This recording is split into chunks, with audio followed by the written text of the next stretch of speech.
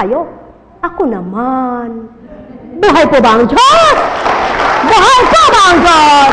Kaya mga mahal ko, magbulay, maglilay. Sabi ng Kristo, hoy mga mahal ko, tapos nang ipako ako. Hoy mga tinubos ko, tapos na ang kalbaryo ko. Ako'y nakulok na sa trono, napakaringal nito. Kaya ang sino mang tumanggap sa salita ko, paroroon sa kaharian. Buhay po ba ang Diyos? Buhay po ba ang Diyos? Mga mahal ko, maglilay, magbulay. Gusto niyo po bang lumakas ang inyong espiritu kay Diyos? Kay Diyos, kay Yahweh, kay Ama. Magpakatotoo po tayo. Magandang maga po. Pagod na po ba kayo? Ako hindi pa po. Buhay po ba ang Diyos? Buhay po ba ang Diyos? Kaya mga mahal ko, tandaan po ninyo, pag ang isip ng tao, ang laman ay pera, hindi matatanggap ang salita ni Kristo. Kapag ang laman ng isip sa oras na ito, naku, malilate na ako, anong oras na, hindi pa natatapos yung apo kunching na yan, walang natanggap. Kapag ang iniisip niya, naku po, eka, may gagawin pa eka ako, hindi na natapos yan, walang natamo. Kapag ang iniisip niya, hey, katagal-tagal naman eka, hindi na natapos yan, wala po siyang mararamdaman. Subalit, pag inukol niya yung sandali niya, yung oras niya, yung minuto niya, yung buhay niya, ang puso niya, ang isip niya, sigurado, may naramdaman, may nakamtan. Kaya po hindi lahat ng tao nababago, kunwari lang ang pagbabago. Sa totoo lang po, patawad dyan ang gusto na ipabatid sa inyo ng Kristo. Kaya hindi lahat ng tao ay makapagpatuloy sa pagbabago. Panandalian lang ang Kristo sa buhay niya. Kapag nakabta ng galak, tuwan-tuwa, ay Panginoon, salamat sa iyo. Kapag sinunod, dininig ang dalangin, ay purihin ka Panginoon, ang bait-bait mo talaga. Kapag nakamtan niya na ang mga sinakripisyo niya, ay salamat Panginoon, tapos na sakripisyo ko. Sabi ng Ama, anak, nakamtan mo't hindi natapos ang sakripisyo mo para sa iyo na siyam na araw, iginugol mo, inilan mo, hindi pa rin tapos anak ang pangangailangan mo. Tandaan mo anak, kung naibigay ko man ang lahat ng hiniling mo sa una, sigurado may kasunod na naman yan. Buhay po ba ang Diyos? Buhay po ba ang Diyos? Sapagkat habang nabubuhay ang tao, hindi matatapos ang hinihiling.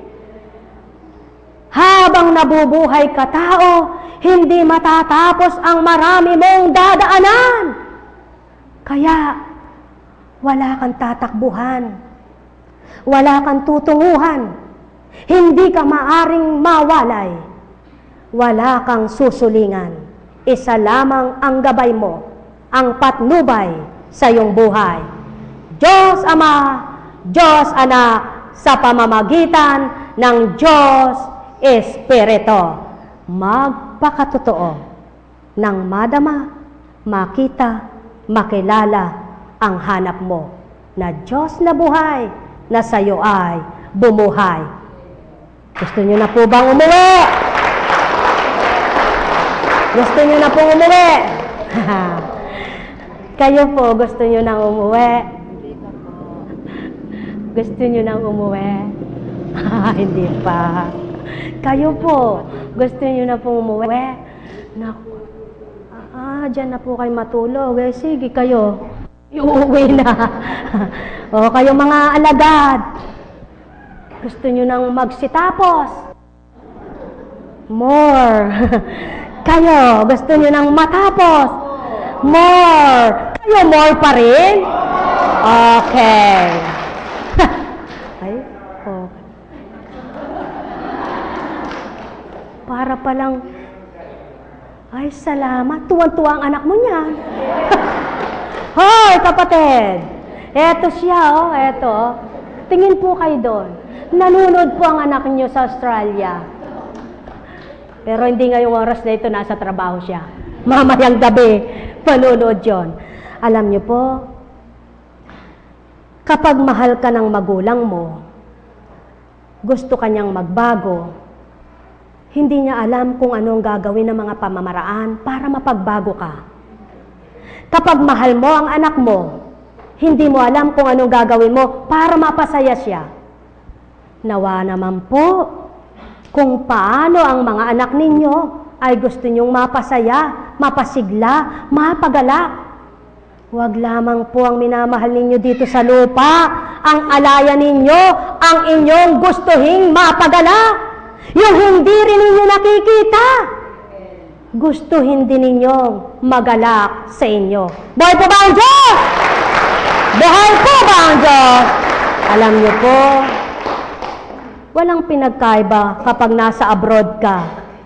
Hindi ka pa umaalis doon, iniisip mo na kung sino mga mamalapit sa puso mong papasalubungan mo. Ganyan din po ang Kristo. Sa kanyang pagbabalik, iniisip niya kung ano pa maibibigay sa mga matatapat na lingkod niya at kumilala sa kanya. Buhay po ba ang Diyos? Buhay po ba ang Diyos? Kayo po, kayo naman po ba nagmimithing pagsalubong nyo kay Kristo ay may maisalubong kayo? Panginoon, tumingala pa siya. Paano po kung patay na ako pag dumating si Kristo? Aba, mahal na kapatid ko, hindi mo ba alam na kahit buhay ka ngayon o patay na kapag dumating ang Kristo, siya pa rin ang sasalubong sa'yo? Hindi mo ba alam yan? Kaya lamang kung doon ka tutungo, paano kung tutungo ka pala sa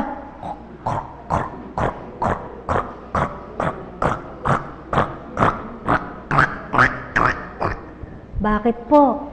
Pakinggan niyo po yung kumukulong langis, kung ano po ang sound. Sige po, magpakulo kayo ng langis. Tingnan niyo po kung ano ang sound. I-mic mo, no? I-mic mo. Magpakulo ka ng langis at i-mic mo. Sigurado ganun ang sound sa binigay ko sa inyo. Buhay po ba ang Diyos? Buhay po ba ang Diyos? Kaya yung sinasabi mong minahal na minahal mo sa lupa, at dahil doon sa minamahal mo na yun, nagkaligaw-ligaw ka, hindi kaya maaring kuhanin doon at sabihin, patawad sa ginawa mo sa akin. Dahil sa ginawa mo sa akin, nagkasala kang nagnakaw. Hindi kita mailigtas ngayon. Kaya mga kapatid, tatandaan po ninyo, gawa mo, kaligtasan mo. Gawa mo, kaparusahan mo. Gawa mo, isipin mo. Ang may pandinig ay nakarinig. Buhay po ba ang Diyos?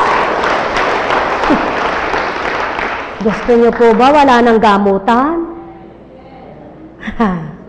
Alam niyo po, yung mabubuti ng puso, yung nananabik sa banal na aral, gusto po salita na lang. Subalit, yung gusto ay pampasarap, pamparelax, gusto magpahaplos. Wala naman po sauna ba't dito? Dito po ay larangan ng kabanalang gamutan. Kaya dapat tinatanggap mo yung manggagamot sa'yo. Hindi mo siya nakikita, subalit gumagamit ng mga palad sa'yo para idampi ang pag-ibig niya. Buhay po ba ang Diyos? Buhay po ba ang Diyos? Kaya, masakit ba ang mata mo? Tanggapin mo yung maghahaplos sa'yo. Nalilito ka ba? Tanggapin mo yung gagamitin sa'yo. Nalulumbay ka ba? Tanggapin mo yung salitang narinig mo. Nagagalit ka ba? Tanggapin mo yung mabubuting inaral ko. O tao, ano pa ang kulang? May kulang ba? Ikaw na ang may dahilan. Halina po kayo!